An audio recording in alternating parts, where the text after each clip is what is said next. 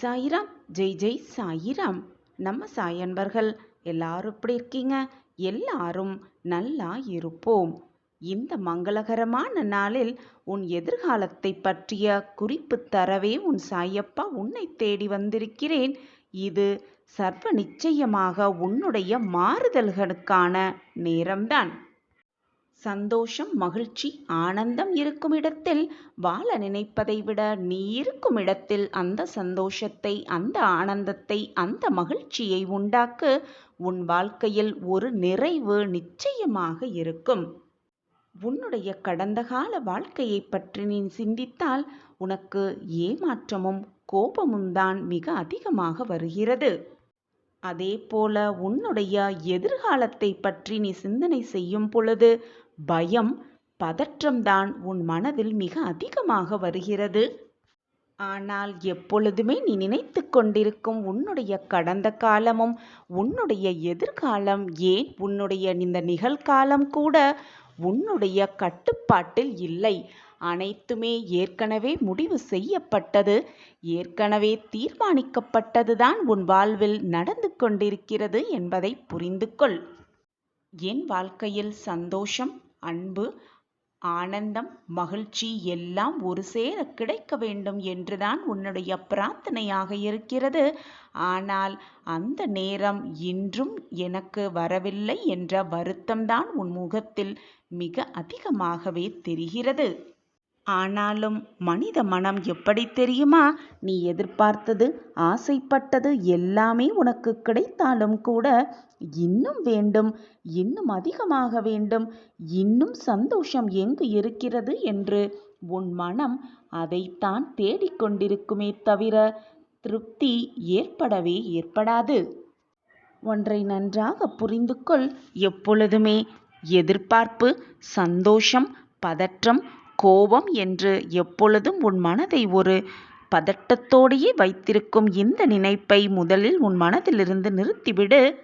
அதையெல்லாம் விட்டுவிட்டு இந்த நிமிடம் எவ்வளவு மகிழ்ச்சியாக இதை நீ கேட்டுக்கொண்டிருக்கிறாயோ, இதுவரை உன் வாழ்வில் நடந்த சந்தோஷம், இப்படி நீ நினைத்து பார்க்காத பல தருணங்களை உன் மனதில் ஓடவிட்டு பார்.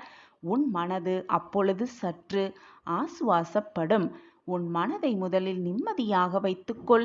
எதிர்காலத்தை பற்றி பயந்து கொண்டே இருக்காதே. இப்பொழுது இந்த நிமிடம், இந்த நொடி ஆனந்தமாக இருக்க பழகு. நீ நினைப்பதற்கு மேலாகவே உன் வாழ்க்கையில் நிச்சயமாக முன்னேறுவாய். மனிதனின் தீய எண்ணத்தோடு பேசினாலும் செயல் புரிந்தாலும் கூட வண்டி சக்கரம் மாட்டை தொடர்ந்து செல்வது போல துக்கம் அவனை தொடர்ந்து சென்று கொண்டேதான் இருக்கும். எனவே தீய எண்ணத்தை உன் மனதிலிருந்து விலக்கிவிடு.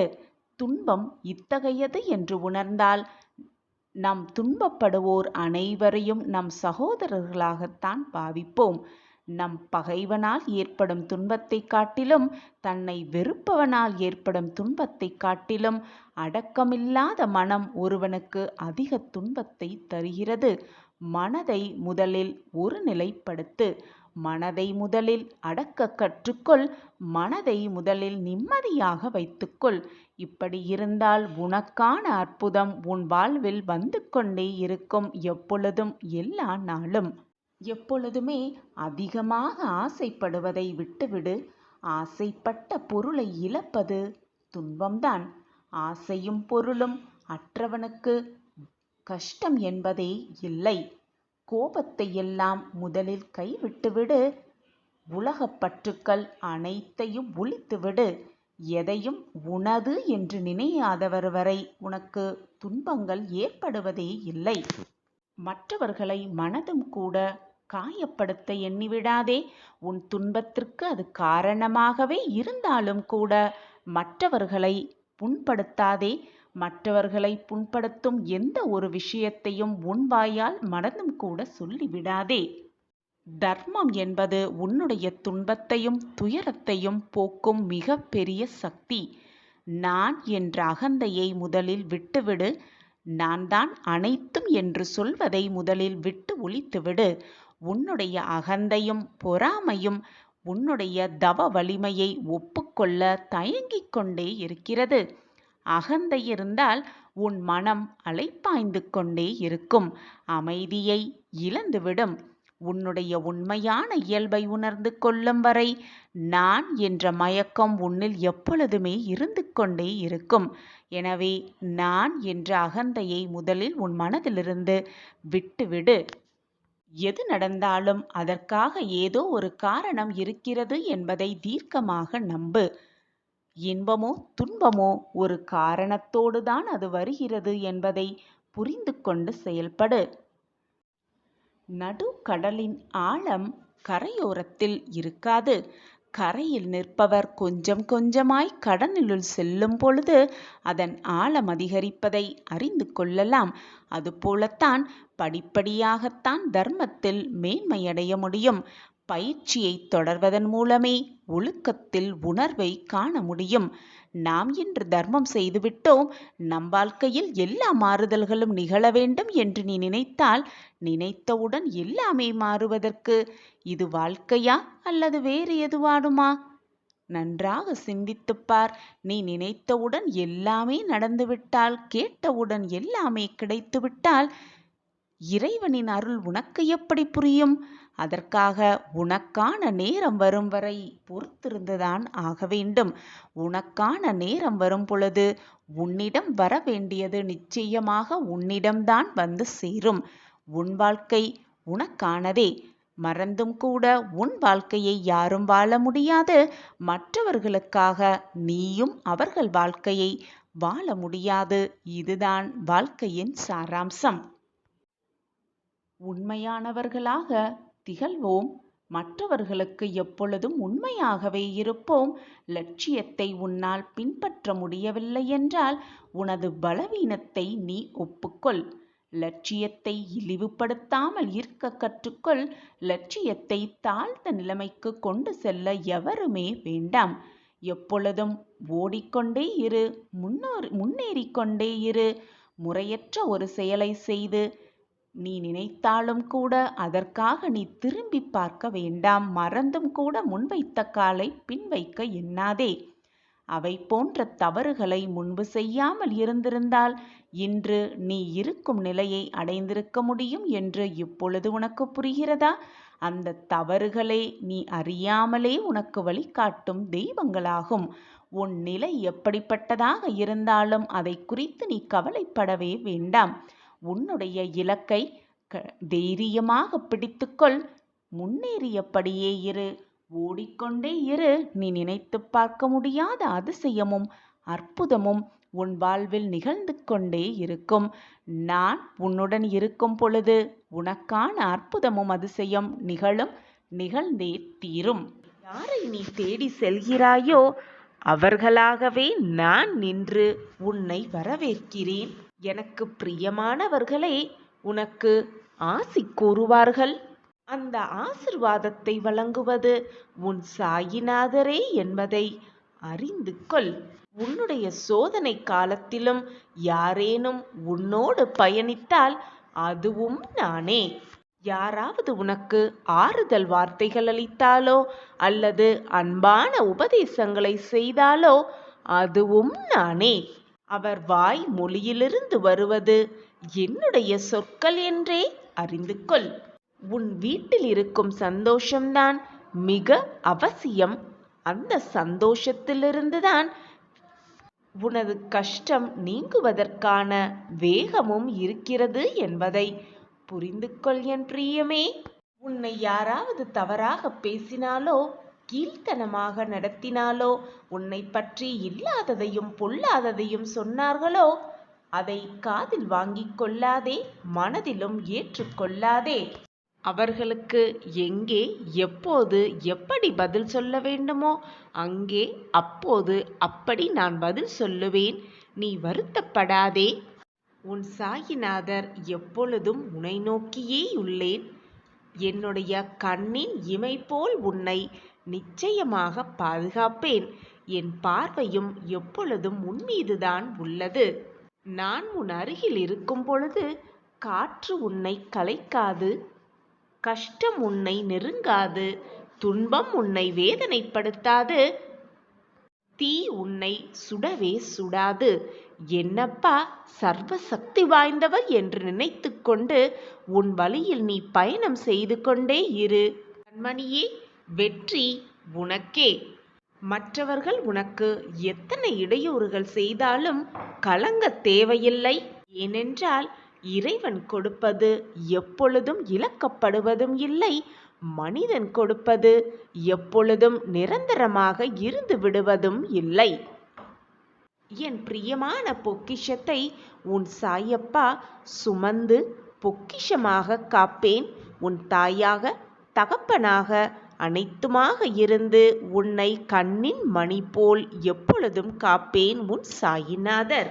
உன் வாழ்க்கைக்கு அனைத்துமாக எப்பொழுதும் நான் உனக்கு துணை நிற்பேன். உன் துன்பங்கள் அனைத்தையும் நான் சுமப்பேன். என்னுடைய பாதங்களில் உன்னுடைய வேதனைகள் அனைத்தையும் போர்த்துவிட்டு மகிழ்ச்சியாக வாழ துவங்கு. விரைவில் உன் வாழ்வில் உள்ள இருளெல்லாம் நீங்கி வெளிச்சம் பிறக்கும். உனக்கு நல்ல விடியல் உண்டாகும். இனி நீ சுபிக்ஷமாக வாழப் போகிறாய். உன் சாயப்பா இருக்க உனக்கு என்ன பயம்?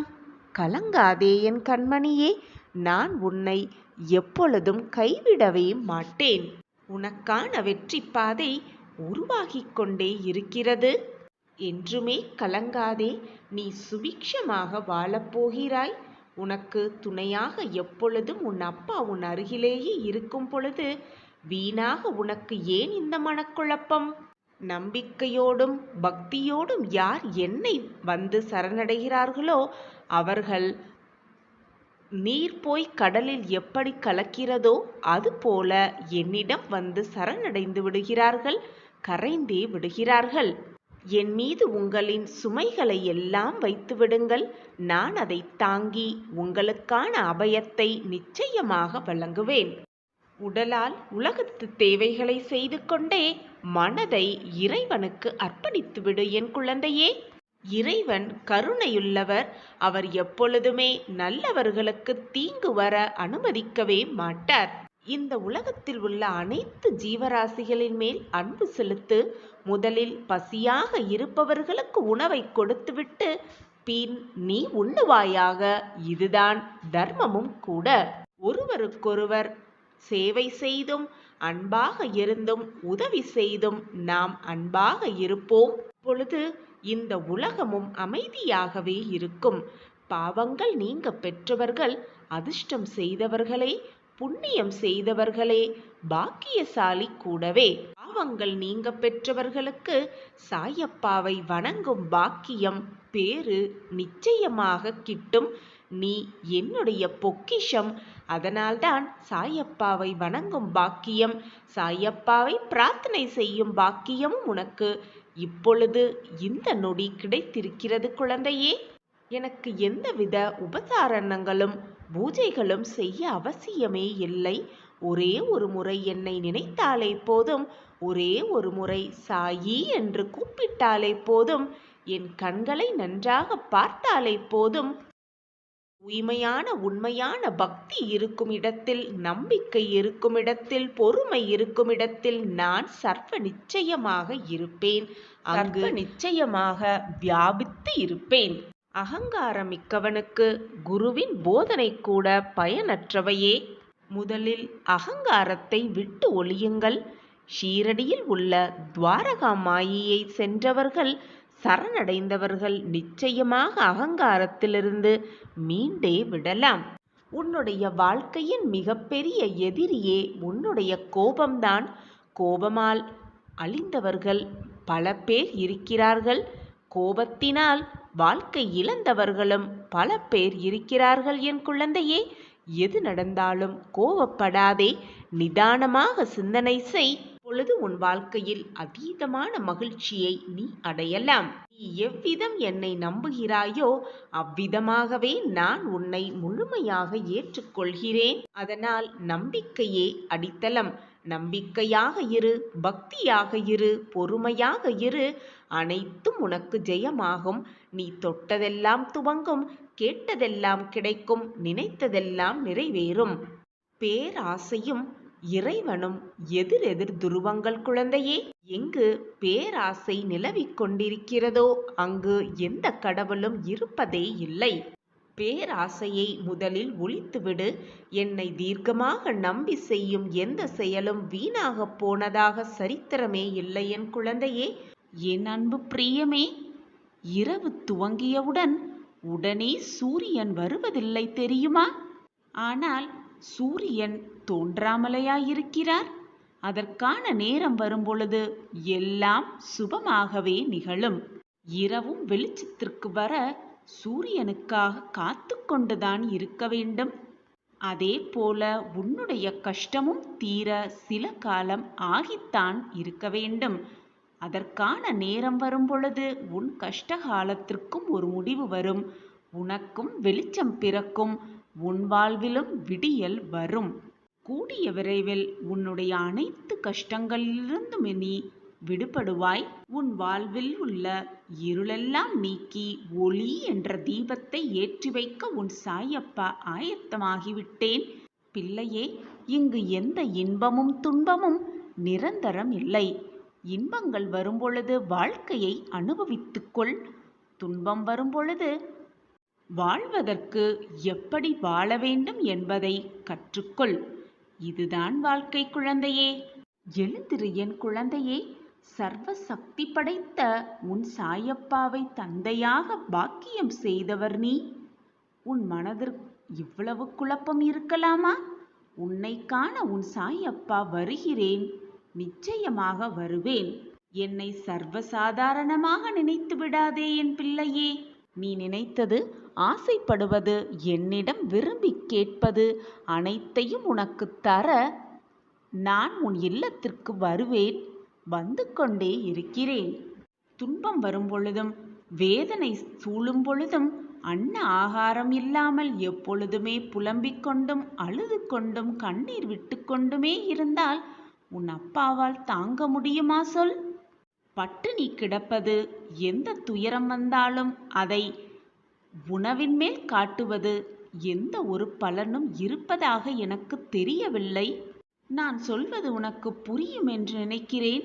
நீ புத்திசாலி எனவும் நான் நினைத்து கொண்டிருக்கிறேன். ஆனால் இவ்வளவு கோழையாக இருப்பாய் என்று எனக்கு தெரியாது என் பிள்ளையே. தைரியமாக இரு. உன் அப்பா உன் அருகில் இருக்கும் பொழுது எதற்காக இப்படி பயப்படுகிறாய்? சதா சர்வகாலமும் என்னையே நினைத்து என் நாமத்தையே உச்சரித்து கொண்டிருக்கும் உனக்கு கஷ்டங்கள் வர நான் அனுபவிப்பேனா? கஷ்டமான வேதனையில் தத்தளிக்கும் கொண்டிருக்கும் என் பிள்ளையை தேற்ற உன் அப்பா உன் வீட்டுக்கு வருவேன். மங்கள செய்தியோடு வருவேன். நிச்சயமான அந்த மங்கள செய்தி உன் காதில் விழும், மிக மங்களகரமாக. என் அன்பு பிள்ளையே, உனக்கான மாற்றங்கள் எந்த நேரத்திலும் திடீரென்று தோன்றலாம். உன் வாழ்வில் நீ நினைத்து பார்க்க முடியாத அளவிற்கு அதிசயம் விரைவில் நிகழப்போகிறது. அந்த அதிசயத்தை நான் உனக்காக நிறைவேற்றப் போகிறேன். பிள்ளையே, நான் உனக்கு சிலவற்றை தாமதமாக தருகிறேன் என்றால் அது தரமானதாக இருக்கும், நிச்சயமாக இருக்கும். அதற்குள் சோர்ந்து போய்விடாதே என் பிள்ளையே. நீயும் நான் சொல்கிறபடி அனைத்தையும் கேட்டுக்கொண்டு அதன்படி நடந்து கொண்டும் தான் இருக்கிறாய். ஆனால் உன்னை சுற்றி நடக்கும் சூழ்நிலையால் எதையும் ஏற்றுக்கொள்ள முடியாமல், உணர்ந்து கொள்ள முடியாமல் தவித்து கொண்டிருக்கிறாய் என் பிள்ளையே. கஷ்டங்களை மட்டும் தருகிறீர்களே சாயிநாதரே என்று கலங்காதே பிள்ளையே. நான் காரணமின்றி எதையும் செய்வதில்லை. எந்த வாக்கும் காரணமின்றி என் நாவிலிருந்து வருவதில்லை. எதையும் நான் காரணமின்றி செய்வதும் இல்லை. நான் வகுத்த பாதையில்தான் உங்கள் பயணம். நம்பியவரை ஒருபோதும் நான் கைவிடப்பட்டது இல்லை குழந்தையே. நீ நித்தமும் கண்ணீர் விட்டு கொண்டே இருப்பதை பார்க்க உன் சாயப்பாவிற்கு சக்தியே இல்லை. நடக்கக்கூடாததெல்லாம் நடந்து விட்டது. கேட்கக்கூடாததையெல்லாம் கேட்டும் விட்டாய். சகிக்கக்கூடாததையெல்லாம் சகித்தும் விட்டாய். வாழவே கூடாது, ஜெயிக்கவே கூடாது என்று நினைப்பவர்கள் மத்தியில் தைரியமாக நின்று சாதிக்கும் நீ தனிமையில் மட்டும் ஏன் கோழையைப் போல அழுது கொண்டிருக்கிறாய்? அழாதே, தைரியமாக இரு. உன்னை அற்புதமான அழகான உலகத்திற்கு அறிமுகப்படுத்தியவனே நான்தான். உன்னை நிச்சயமாக அனைத்திலும் இருந்து பாதுகாப்பேன். நீ விரும்பியது அத்தனையும் உனக்கு வழங்கப் போகிறேன். உன்னை இந்த நிலைக்கு உட்படுத்தியவர்களை தன்னுடைய நிலையை உணரும்படி நான் செய்வேன். நீ இதுநாள் வரை இழந்ததையெல்லாம் வேறு வடிவில் உன்னிடம் வந்து சேரும்படி நான் வழிவகை செய்வேன். அத்தனை வேதனைகளையும் தாங்கிக் கொண்டு சாயியே துணை, சாயியே சர்வதம், சாயியே சத்தியம் என்று இருக்கும் உனக்கு கெடுதல் வர நான் விடவே மாட்டேன். இப்படி முழு நம்பிக்கையாக இருக்கும் உன்னை நான் எப்படி கைவிடுவேன் என்று நீ நினைத்து கொண்டிருக்கிறாய்? நீ பார்த்து கொண்டே இரு. உனக்கு கஷ்டங்கள் கொடுத்தவர்கள் கண் பார்க்க உன்னை கோபுரத்தில் மிக உயரத்தில் சந்தோஷமாக உன்னை உட்கார வைப்பேன். அப்பொழுது உன் முகத்தில் இருக்கும் ஆனந்தத்தை பார்க்கவே நான் காத்து கொண்டிருக்கிறேன். அந்த நாள் கூடிய விரைவில் வரப்போகிறது. என்னை சர்வசாதாரணமாக நினைத்து விடாதே என் பிள்ளையே. என்னை நம்பு. அதுதான் உன்னுடைய வாழ்க்கையின் வெற்றிக்கான பயணமாக இருக்கும். உனக்கு ஒன்று பிடிக்காத பொழுது, உன்னை யாருக்குமே புரியாத போது, உன்னை விட்டு பிறர் விலகும் போது, உன்னோடு யாருமே பேசாத போது, உன்னை குறை கூறும் போது, உனக்கு கோபம் வரும் பொழுது, உன்னை யாராவது வெறுக்கும் போது, உனக்கு பிரச்சனை வரும் பொழுது எப்பொழுதுமே மௌனமாக இருந்துவிடு. அதுவே மிக சிறந்த ஒன்று.